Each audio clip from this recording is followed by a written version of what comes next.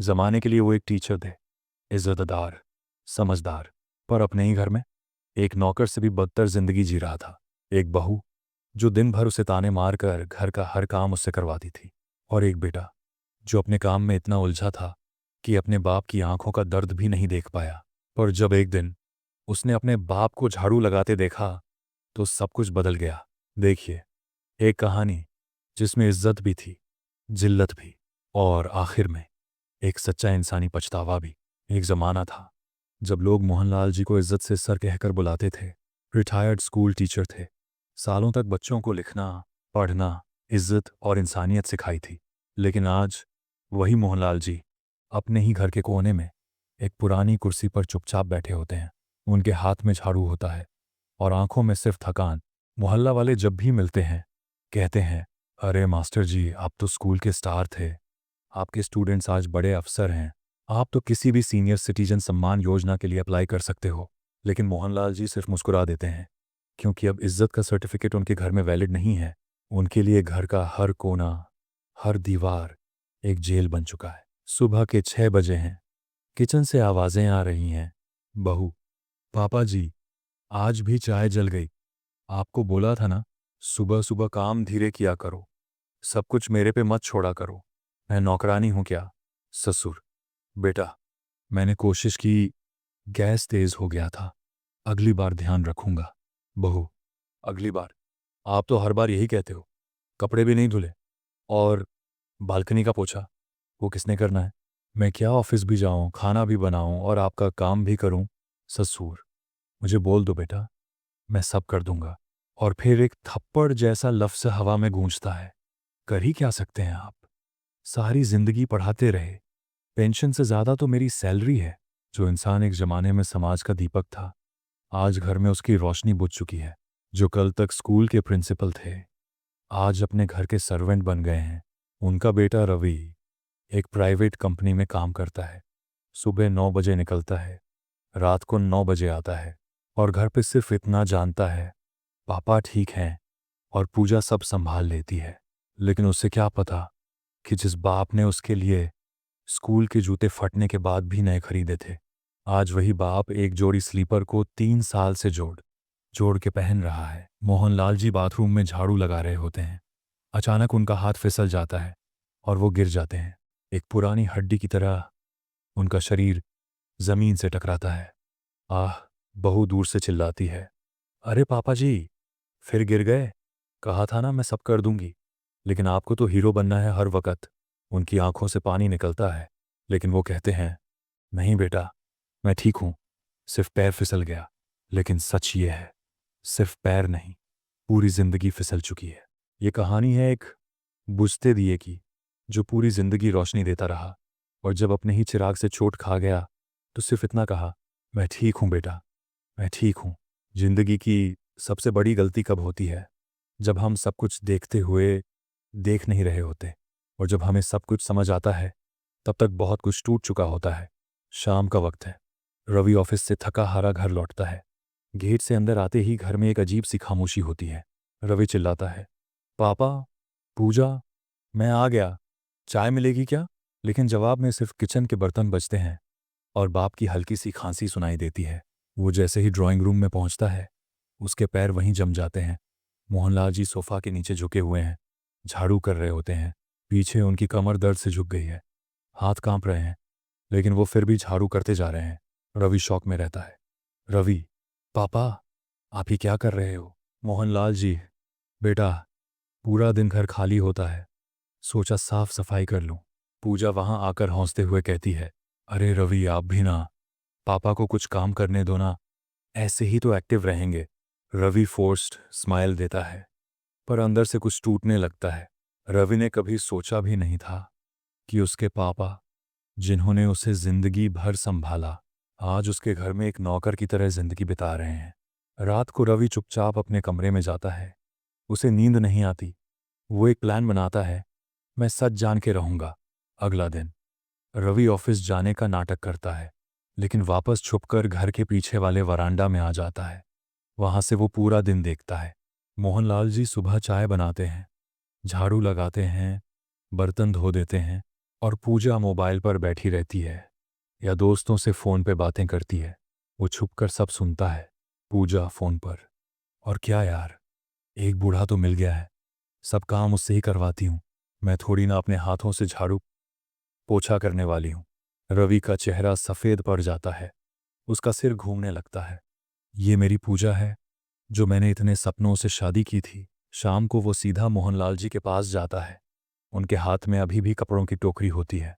रवि, पापा, बस कीजिए, अब एक काम भी मत कीजिए। मोहनलाल जी घबराकर, क्या हुआ बेटा? रवि, मैंने सब देख लिया है, सब सुना है। आपसे किस तरह बात करती है वो, क्या क्या करवाती है, और आप सिर्फ चुपचाप सह रहे हो। क्यों? मोहनलाल जी की आंखों में आंसुओं का समुंदर भर आता है। वो सिर्फ इतना कहते हैं, बेटा, जब बच्चा चोट खाता है तो माँ रोती है, और जब बच्चा चोट देता है तो बाप सिर्फ चुप रह जाता है। मुझे लगा तुम दोनों खुश हो, बस इसलिए मैं चुप रहा। रवि का दिल फट जाता है। वो अपने बाप के पैर छू लेता है। रवि, पापा, मुझे माफ़ कर दो, मैं अंधा बन गया था। उस रात रवि और मोहनलाल जी मिलकर पूजा का सच सामने रखते हैं। रवि गुस्से में, पूजा, तुमने मेरे पापा के साथ ये सब किया, जिनके लिए मैं दुनिया से लड़ जाता। तुमने उनका दिल तोड़ दिया। पूजा शौक में, रवि, मैं तो सिर्फ। रवि, चुप रहो, तुम इस घर के लायक नहीं हो। कल सुबह तक ये घर छोड़ दो।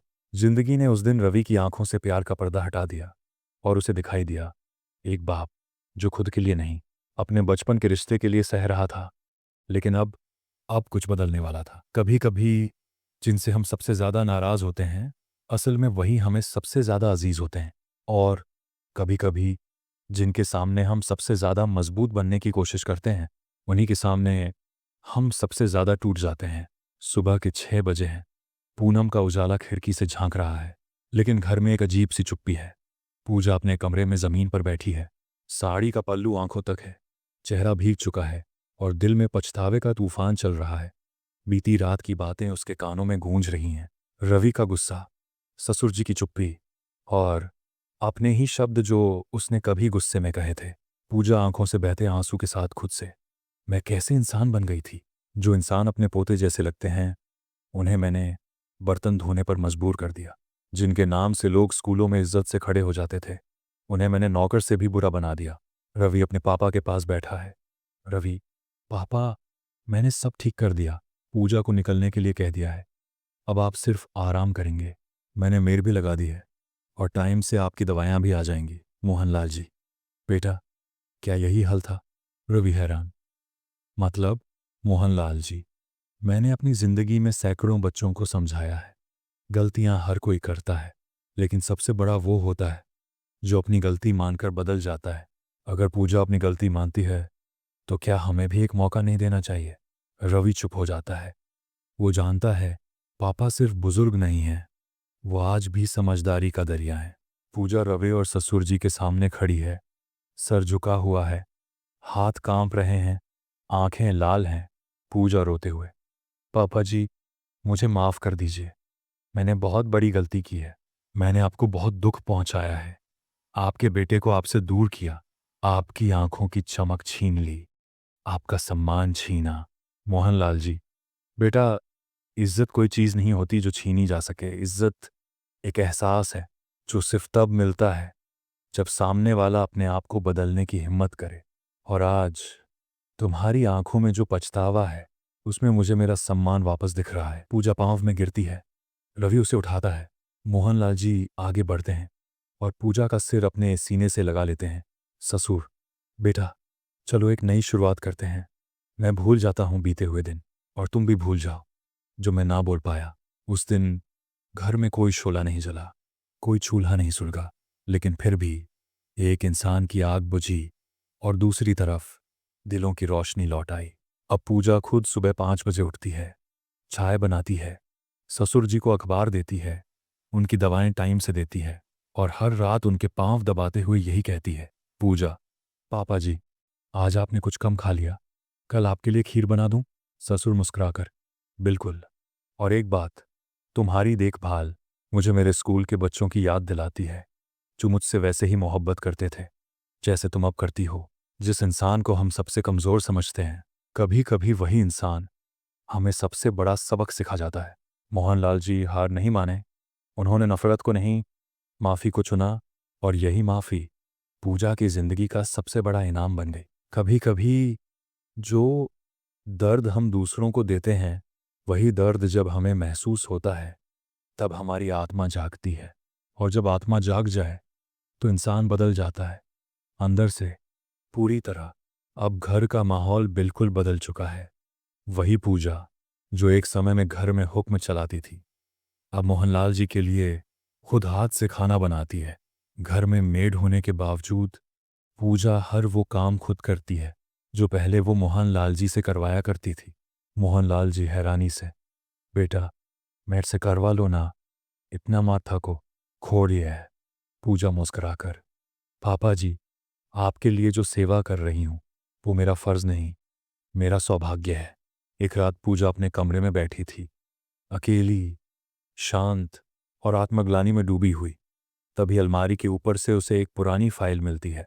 वो फाइल मोहनलाल जी की होती है, जिसमें उनके पुराने सर्टिफिकेट्स, स्टूडेंट्स के हैंड रिटन लेटर्स और फोटोग्राफ्स होत हैं। पूजा धीरे से पढ़ती है। डियर मोहन सर, आपने मुझे सिर्फ साइंस नहीं सिखाई, जिंदगी जीने का नजरिया भी दिया। आपके बिना मैं वो डॉक्टर कभी नहीं बन पाता। आप हमारे गार्डियन थे, हैं, और हमेशा रहेंगे। Love, respect, doctor Nitin Verma. Pooja के हाथ कांपने लगते हैं, आंखों से आंसू झरने लगते हैं। वो खुद से कहती है, जिस इंसान को पूरी दुनिया भगवान मानती थी, मैंने उसी भगवान को अपने घर में नौकर बना दिया था। उसी वक्त पूजा ने फैसला लिया, अब वो ससुर जी के लिए नहीं, अपने ज़मीर के लिए सेवा करेगी। अगले दिन पूजा सुबह सुबह उठती है और ससुर जी के लिए पालक पनीर बनाती है। रवि ऑफिस जाते हुए हैरानी से देखता है। रवि, इतनी सुबह खाना? तुम ठीक हो?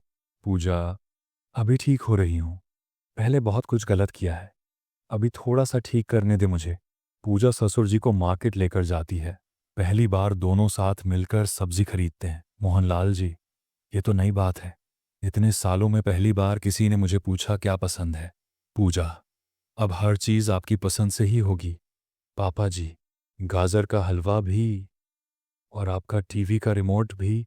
रिश्ते जब दिल से जुड़ते हैं, तो जिंदगी बदलने लगती है। जिस बहू ने कभी अपने ससुर को तकलीफ दी थी, अब वही बहू उनकी परछाई बन चुकी थी, हर कदम पर साथ निभाती हुई। अब मोहल्ले के लोग जब मोहनलाल जी को पूजा के साथ देखते हैं, तो मुस्कराते हैं। एक पड़ोसी कहता है, मास्टर जी, अब तो आपके दिन लौट आए लगते हैं, बहुत अच्छी बहू मिली है। मोहनलाल जी, मिल नहीं गई, वापस आ गई है, असली रूप में।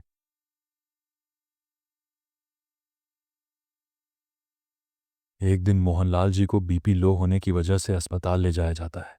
पूजा उनके पास बैठी होती है, उनका हाथ थामे, और बार बार बोलती है, पूजा, पापा जी, कुछ नहीं होगा, मैं हूं ना, आपके हर एक सांस के लिए दुआ करूंगी।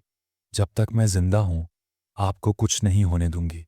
डॉक्टर आकर कहते हैं, रिलैक्स मैडम, उनका बीपी नॉर्मल हो गया है, अब कोई टेंशन नहीं।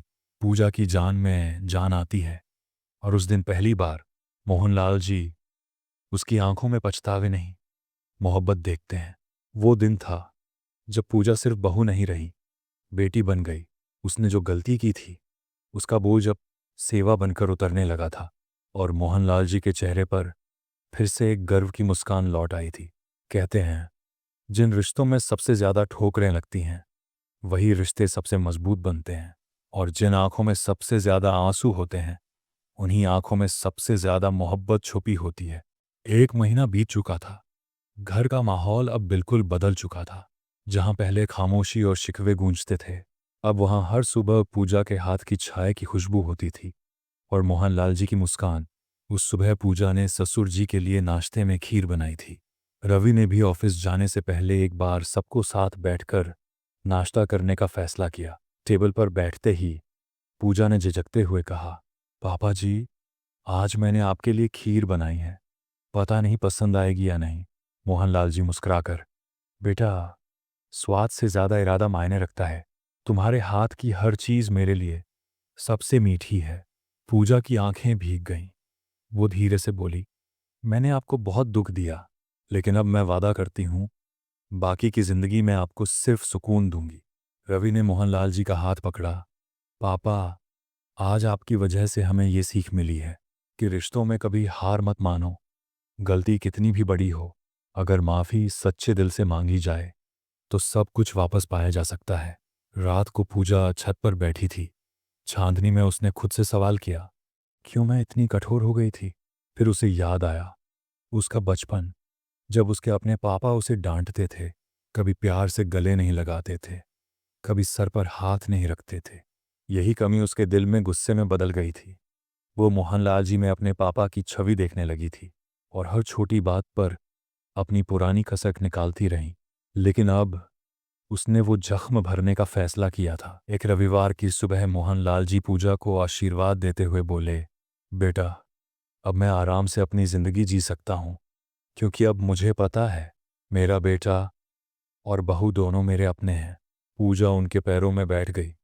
पापा जी, अगर मैं फिर कभी कुछ गलत कहूँ तो मुझे डांटना, क्योंकि अब मैं आपकी बेटी बनकर रहूंगी।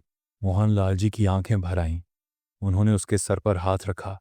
रिश्ते खून से नहीं, दिल से बनते हैं बेटा, और तुमने साबित कर दिया कि बहू भी बेटी बन सकती है। रवि ने दोनों को गले से लगाया। उस लम्हे में सारे गिले शिकवे घुल गए, सिर्फ अपनापन बचा। दोस्तों, कभी कभी हम अपने घर के सबसे पुराने पेड़ को बोझ समझने लगते हैं, लेकिन याद रखो, वो ही पेड़ हैं जिनकी छांव ने हमें धूप से बचाया, जिनके सहारे हम खड़े हुए, जिनके हाथों ने हमें चलना सिखाया। अगर वो बूढ़े हो गए हैं तो उनका सम्मान करना हमारा फर्ज है। गलती किसी से भी हो सकती है, लेकिन सच्चा इंसान वही है जो अपनी गलती मानकर उसे सुधार सके। मोहनलाल जी की तरह माफ़ करने वाला दिल बहुत बड़ा होता है, और पूजा की तरह गलती मानने वाला दिल सबसे सुंदर।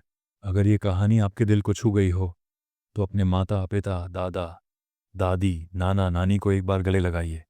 उनसे कहिए, आपके बिना मैं कुछ नहीं हूँ। क्योंकि जिनके सिर पर उनके बुजुर्गों का हाथ होता है वो सबसे अमीर इंसान होते हैं। और अगर आपके घर में भी कोई मोहनलाल जी जैसा इंसान है तो उनकी इज्जत करिए। उनकी दुआओं में बहुत ताकत होती है। ये कहानी आपके लिए, इसे शेयर करिए ताकि और लोग भी समझें। रिश्ते सिर्फ नाम के नहीं होते, रिश्ते आत्मा से जुड़े होते हैं।